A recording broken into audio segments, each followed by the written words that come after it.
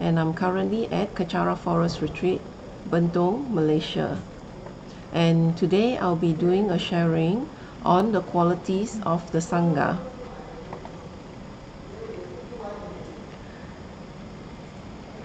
The Sangha is a Pali word for company or community of people with the same intentions or achievements. So in Buddhism, Sangha is a community of monks, nuns, or lay people who live together with the same goal, and that is to study, practice towards enlightenment. The Sangha also fulfills the functions of preserving Buddha's teachings in its originality and providing spiritual support for the Buddhist lay community. The Sangha has historically assumed responsibility for maintaining the integrity of the doctrine, translation, and propagation of Buddha's teachings. What is Sangha? The Sangha basically comprises of 4 monks holding, or 4 nuns holding full pratimoksha vows purely. For a monk, he holds 227 main rules of conduct. For a nun, it's 354. And for any novice who wish to enter into practicing, to become a Sangha, they will hold 36 vows.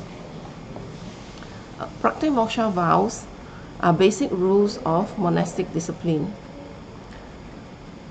As I understand it, during Buddha's time, he was requested to set the vows, but Buddha had said that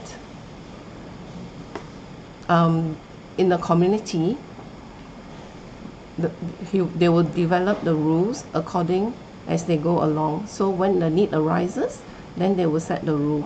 So in that way, as you can see, that 227 vows had been set by way of living during Buddha's time. In other words, that we need 227 types of vows, and for the ladies it's 354 types to overcome any negativities that may arise that would create disharmony within the community.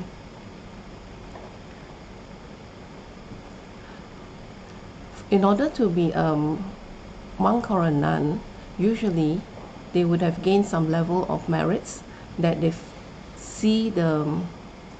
have gained some realization that they would want to renounce and to enter into the path towards their spirituality and to gain attainments. In Buddhism, there's basically 9 qualities. The first is practicing the good way or the right way. Second is practicing the straight way. And third is practicing the true way to nirvana. Fourth is practicing the proper way. Fifth is being worthy of gifts. Sixth is being worthy of hospitality. Seventh is being worthy of offerings. Eighth, being worthy of reverential salutation. And ninth, being an unsurpassed, incomparable field of merit for the world. To elaborate on that, the first quality, practicing the good or right way, the Sangha or the community of disciples are those who practice in the right way in accordance to the instructions that has been left by the Buddha, which is the doctrine and discipline. And it should be practiced in an immaculate way. There's a morality where you avoid any harmful or not unbeneficial behavior that is contrary to the Buddha Dharma. There's concentration where you should practice mindfulness to be aware of their own actions. And there's the wisdom in knowing and applying the Buddha Dharma. The second quality is practicing the right way, the straight way, which means that you practice with a focus towards enlightenment. as Buddha has set out the path. You practice the middle path, which means that you avoid two extremities. For example, you may give up attachments. In thinking giving up attachments, you, just as Buddha has experienced, he went on his fasting, and he fasted until he was like all skins and bones, but he has not gained any,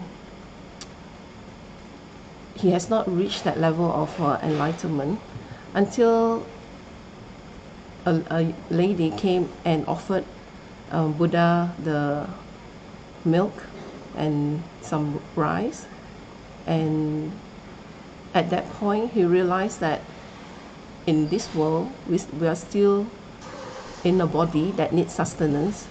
So in that way, that is practicing the middle path, where you do not go into the extreme and you still keep to a path where you meet the necessity, and at the same time you do not go to the other attachment, where it's like attachment to the worldly worldly distraction, which is like maybe something that's pleasurable, or being distracted away from your path.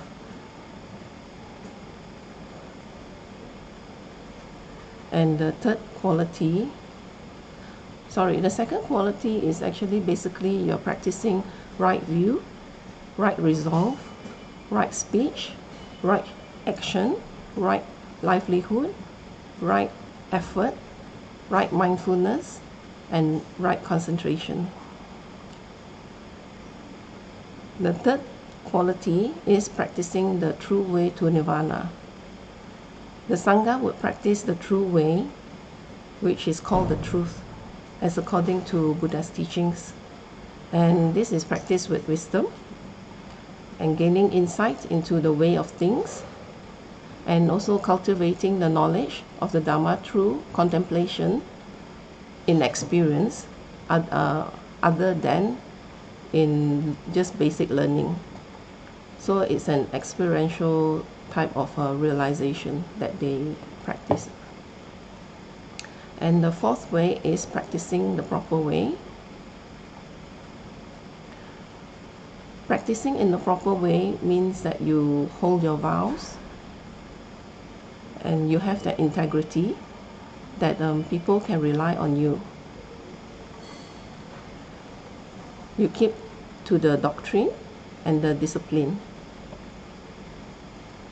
And the fifth quality is being worthy of gifts. As the Sangha does not work, they rely on the public to donate and offer their basic necessities, such as food, clothing, medicine, or lodging. So you should uphold your practice, your vows, that people would see the quality in you, and to make the offering worthy, which means that they will gain some form of merits by offering you the gifts. And being worthy of hospitality. Hospitality is usually given to your relatives or people that you know, or when you invite them into your house, usually there's some form of knowledge that you can trust that person. And so in that way, the Sangha should be worthy of hospitality, that people can have that certain trust that any time that they can they can invite you into their homes. And the seventh quality is being worthy of offerings. The gifts that has been given out in faith that people offer is that will, because of the quality and the purity that the Sangha upholds their vows in their practice and their learning, that people is able to rely, and in making offerings they will have some form of benefit.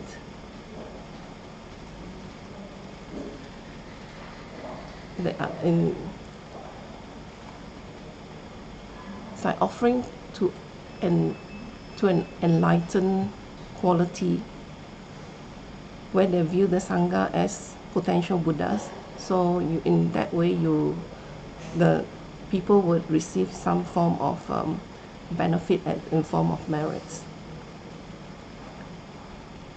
And the ninth quality is being unsurpassed. The eighth quality is being worthy of reverential salutation. When people take refuge, they would put their hands above their head and salute the Sangha. So in order to be worth this salutation and reliance from people, the Sangha should practice in its purity to hold their vows purely and to hold that compassion for other people, to benefit other people,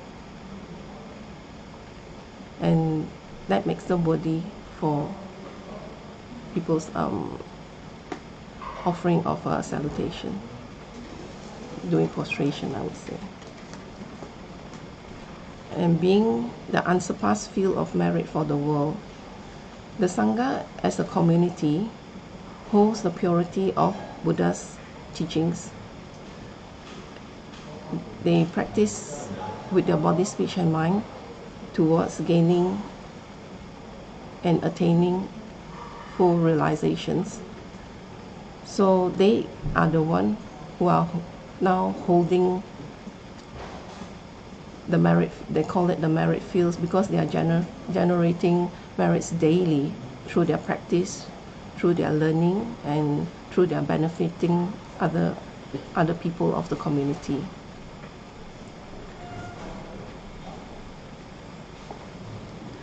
In the Mahayana Mahayana form of Buddhism, there are actually 8 qualities.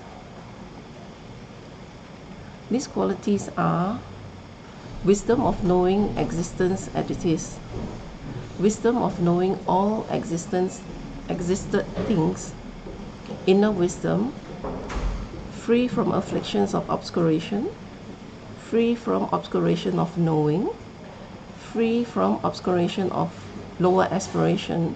In other words, gaining enlightenment for the self or for the people that you love. So in the Mahayana path, having compassion, the bodhicitta, is very important. That is what propels us in our path, so that in order that we gain the attainments to be able to benefit others, to help others out of the same situation that we are in. And the 7th is knowing the truth directly. 8 is possessing liberation that comes from knowing truth directly.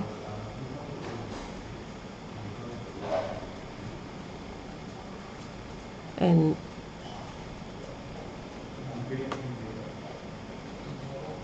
these are the benefits of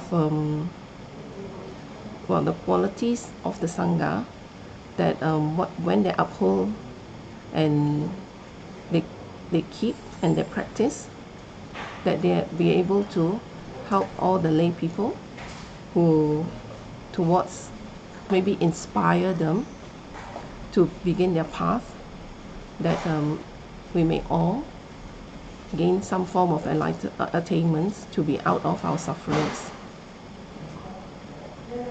And as a lay practitioner, we can start with the refuge vows, which is 3 forms. The refuge vows, that is no killing, no stealing, no sexual misconduct. The speech, which is no divisive speech, no harsh words, no idle chatter, no lying. And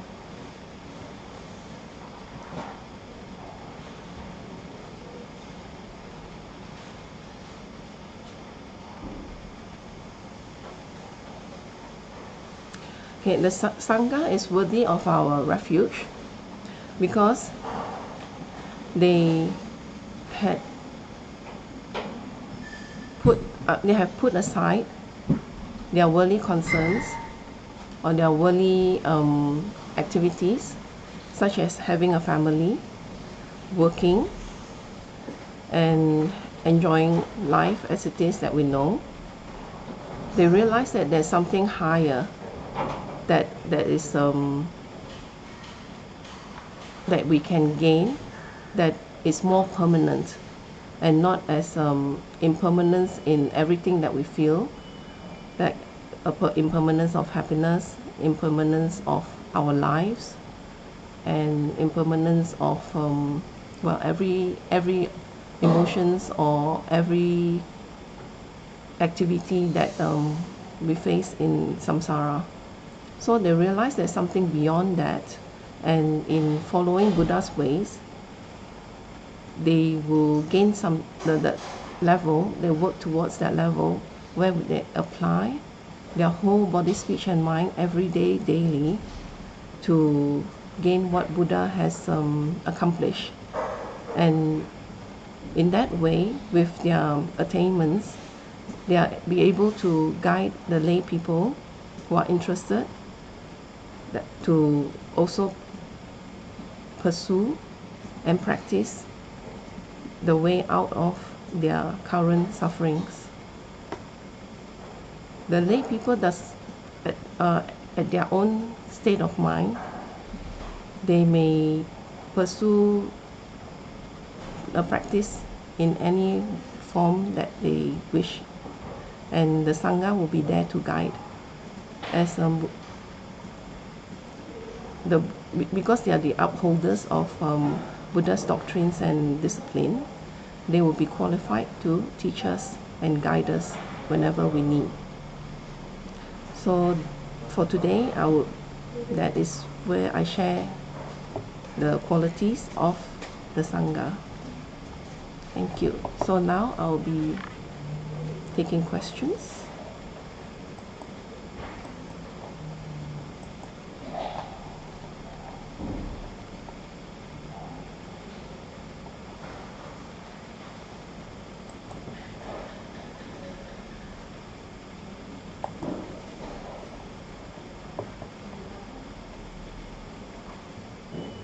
Sorry, I'm just looking at. Right.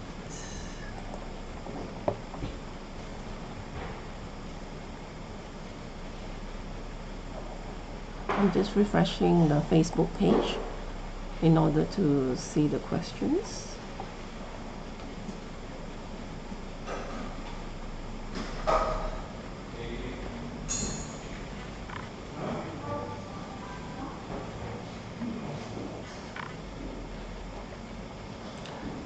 It's not showing up on the Facebook. I'll just refresh it again.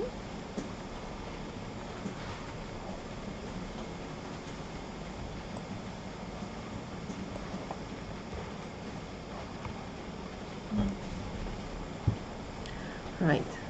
There's a question from Yi Yin Teo. Why are the number of vows of nuns more than the vows of monks? How different are they? Due to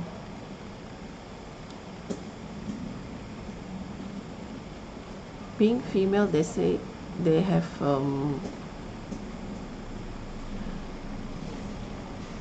create more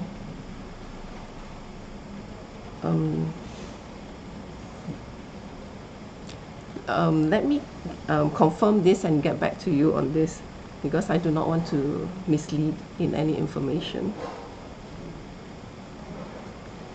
Chris Chong, a lot of people think that holding vow is considered to be a restriction on their freedom. Is that true?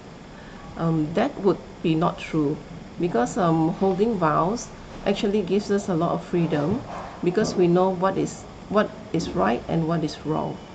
So as we pursue the path towards in following Buddha's teachings, so we follow the vows, and it's freedom to not have to think of are we doing right or not, because we have the vows to keep. It's just like any countries having their law. If you abide by the law, then there's harmony and peace within the country. It is those people who break the law that will create the disharmony. So it's the same as keeping the vows. From Valentina, what are the benefits in becoming Sangha members? There's one benefit that I would always think of, that my guru has mentioned. It's the great benefit that you bring to your family. It's in becoming a Sangha member, the next seven generations, they would always gain rebirth as humans. They will not have suffering. And so that is one major benefit that you can have for your immediate family. And in being a Sangha, you are in a community where everyone has the same goal, same objective, and they will lend you support in times when your doubt arises, or whenever you need help. They would be there to support you and to encourage you, and also to provide you with answers if you are still a beginner. So there will be guidance there and support there, and it's a freedom from worries of the worldly things for a higher purpose, where in your practice, and if you gain the attainments or realizations, you'll be able to help others.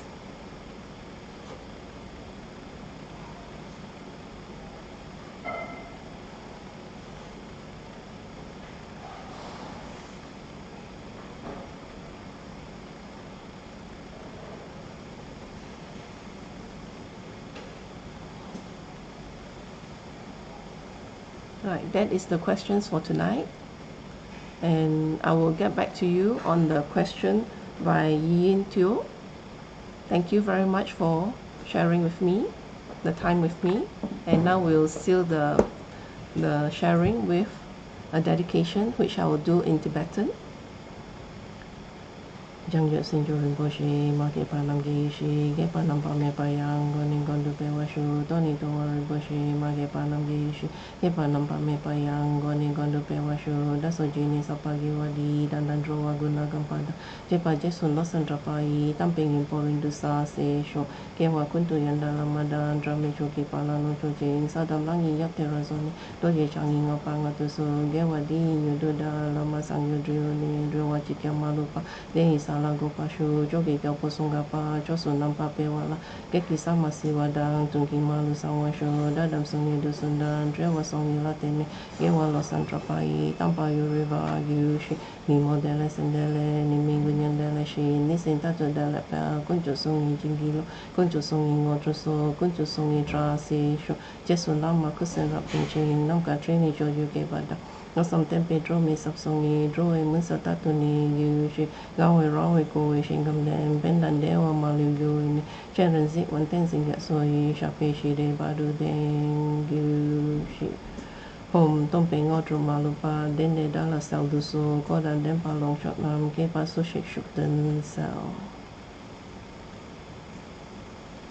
Thank you.